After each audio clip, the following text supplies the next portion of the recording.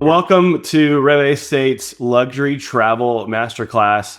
I'm Evan Umberger, and today we've got Brad Martin, the founder of Rêve Estates.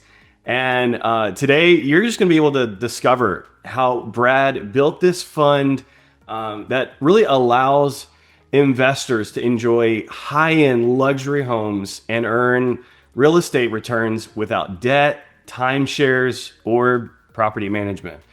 So, Brad, how are you doing, man? Man, I'm doing good. I'm great to be on this call with you. Excited to share kind of our journey, what we're doing, and how we're allowing people to do exactly what you said. Have a great asset that they get to utilize, they get to make money from, and have some really fun memories. So it's a pleasure to be out here. Excited to get this going.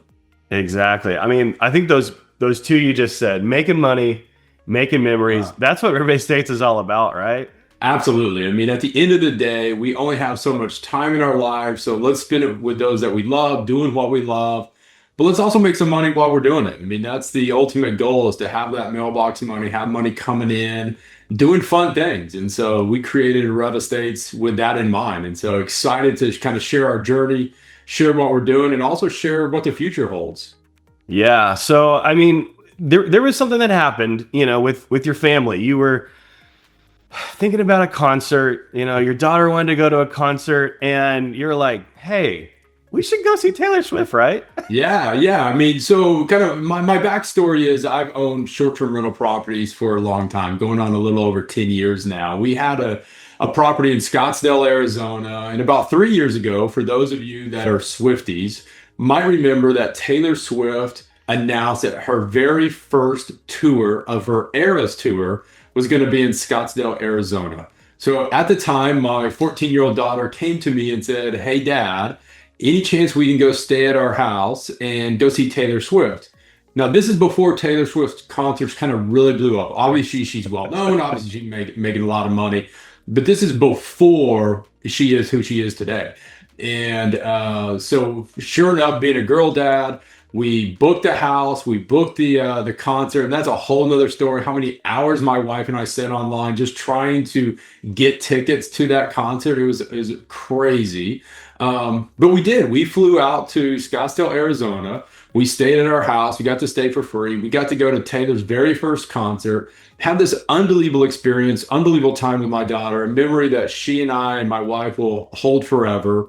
And then when we checked out, Taylor was playing two shows that night, or that week. When we checked out, some other family was doing the exact same thing that I did, except for they had to pay me to go stay in my house.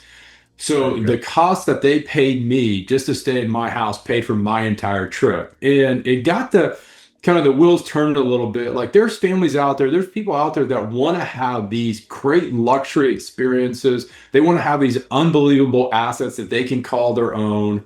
And so we created Rêve Estates with that in mind. How can families participate in unbelievable assets that they get to utilize? And when they're not using them, we rent them out and pay them back a dividend.